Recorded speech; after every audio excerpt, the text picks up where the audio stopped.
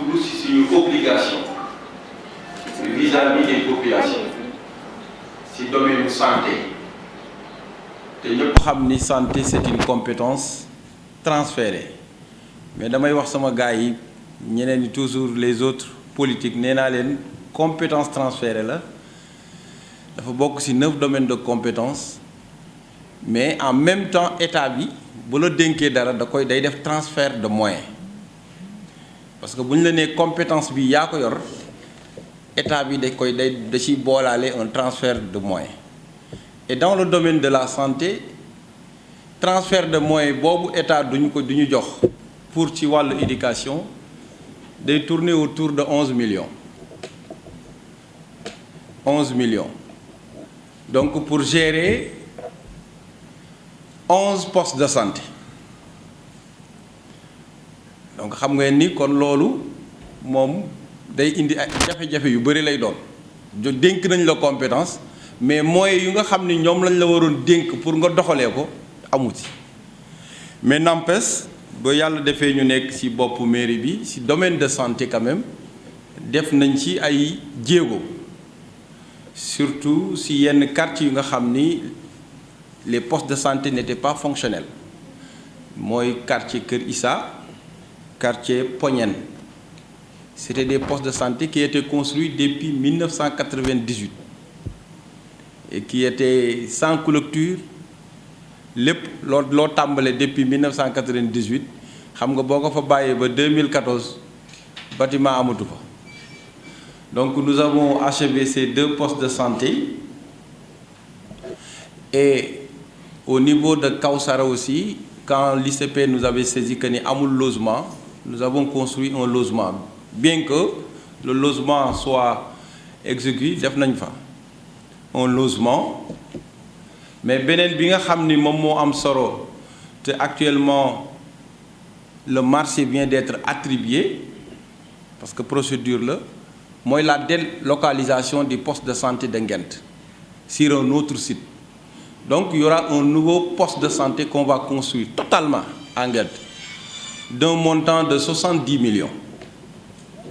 là c'est un nouveau poste de santé bi nga xam ni mairie bi moo ci parce que dañu ni poste de santé Nguent jarul ñu fay ñëw chaque année bu nawet jotee ñu fay taf-tafal du yëngal dañ ko def ci zone non aedificandi la solution radicale et durable mooy ñu toxal poste de santé et aujourd'hui le marché pour la construction d'un nouveau poste de santé à Nguent vient d'être attribué définitivement donc d'ici 15 jours au maximum l'entrepreneur aura son ordre de service pour démarrer les travaux loolu aussi def nañ ko et que dans le domaine du fonctionnement aussi jéem nañu pour chaque poste de santé ñu jëlal ko kenn di ko fayal et aussi un appui en médicaments tey loolu mooy jotaay bi ren on a un peu revu à la hausse l'appui en médicaments parce que chaque année dañ doon joxe 400 000 ba 500 000 mais ren dañu ne nañ ko yóbbu ba 605 000 francs pour appui en médicaments chaque année aussi dinañ ko c'est vrai que dañ ko tollalee ñëpp am na ñu doon wax ni poste de santé Kër Issa ak Pognène population bi bëriwul noonu mais dama ni aussi ñoom ñoo ëpp jafe-jafe parce que taux de fréquentation bi dafa néew donc ñoom dañuy am ay jafe-jafe nañu fexe ba ñoom aussi ci appui médicaments yi ñu mën a suqali ko tuuti donc loolu moo tax nous avons quand même fait un appui en médicaments de 605 000 francs et nous allons continuer te actuellement ñu ngi installer les CDS buñ ci paree je crois qu'il va falloir tout le personnel de la santé ñu mën a tase xool bâtir ensemble un véritable programme de santé pour la commune Thiès Nord surtout ci côté ñi nga xam ni dañuy feebar parce que appui yi ñu ci am bëriwul on met 3 millions 4 millions dans le budget pour prendre en charge yenn cas yi mais dañu gis ni du mote dara santé dafa nekk suñu priorité parce que balaa nga ni naam ne fa donc loolu moo tax on n'a pas malgré nos faibles moyens on n'a pas quand même lésiné sur les maigres moyens que nous avons pour au moins être aux côtés de nos populations dans le domaine de la santé. Donc, nous remercier aussi le président de la commission santé, qui est là à mes côtés, Masdien, depuis, parce que ça a tardé quand même, depuis mois de juin. C'est vrai, c'est la commune qui doit se charger des factures d'électricité, mais amul benn commune bu ko attan. Même les factures d'électricité dans les écoles, les communes attenues. Mais n'empêche, buñ ci joté luñ ci mëna def, parce que le cas de Kawsara, quand on a coupé le robinet, la facture devait tourner autour de 780 000. Hein? 800 000. Voilà. 800 000 factures de lit. Après, j'étais obligé, en tant que collectivité locale, de s'engager. On a compté de 200 000, engagé auprès de CNO, chaque mois, nous devons épurer la facture. Lolo motax ci condition yoy le remettrait l'eau. C'est la même chose aussi à Petit Thiali, la facture tournait autour de 300 000. Nous avons mis un acompte de 100 000 pour ndox bi ñëwaat. Bon, Diakhao, c'est vrai, on nous a signalé aussi cas 400 et quelques mille, mais waxtaan nañu ak service bi ba ndox bi ñëwaat. Mais on va appuyer mom itam pour mu baña amat problème yoy. Mais dañ leen di ñaan parce que facture yoy bu dajalo moy tax parce que facture 2 mois warul egg lolu 100 000 50 000 lay mëna toll suñu démé ba facture bi benn mois benn facture ñëw ngeen am ay difficultés signaler ça à la mairie ñu jël ko en charge lolu moy gëna yomb ñuy bayyi ba affaire bi jégg dayo ñu ñëw diko couper dégg mettre la mairie devant le fait accompli parce que mëno d'accord poste de santé bi nga xamni y a une maternité ñuy couper ndox bi. Ça, c'est catastrophe. À Kawsara, on demandait aux femmes qui indi jigen ay jigen yu warul ne len indalé len ay bidon ndox. Mais lolu c'était catastrophique.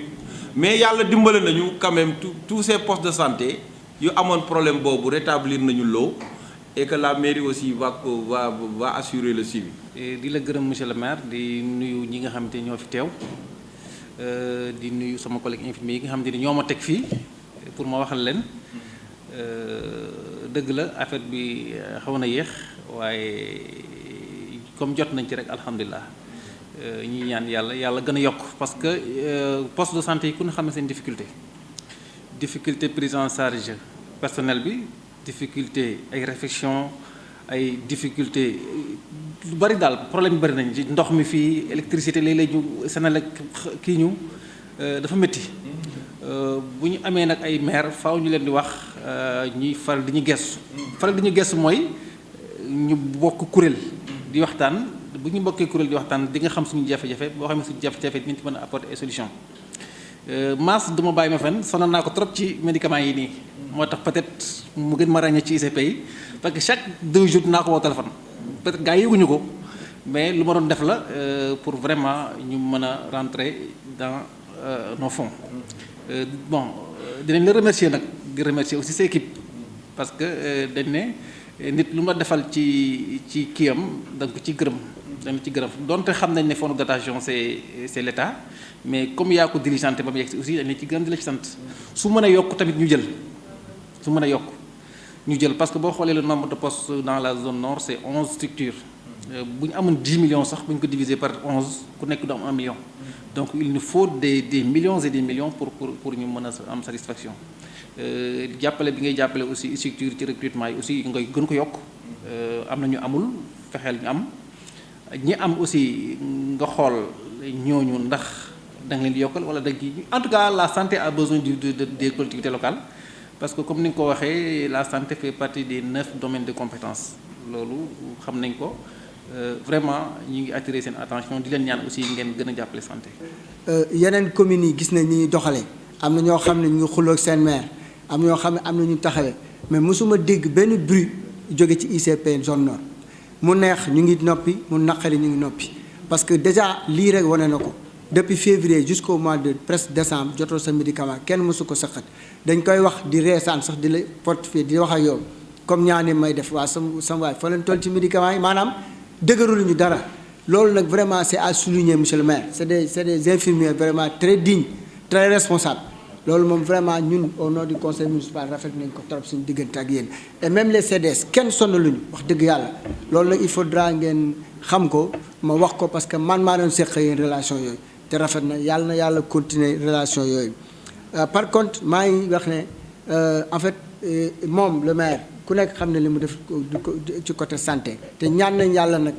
bu ñu yàlla mayaatee mu toogaat fii am na leen lu mu junj sànq nee na dana am beneen liggéey benn protocole boo xam ne dañ koy def avec les postes de santé parce que beneen figure lañ bëgg a indi liggéey boo xam ne moom day engagé complètement boole ko ak ñun ñu liggéey ndoo ko donc y a des projets devant nous li ñu ñaan kay mooy mu yàlla mayaat ñu possibilité ñu toogaat ci mairie bi parce que là c'est important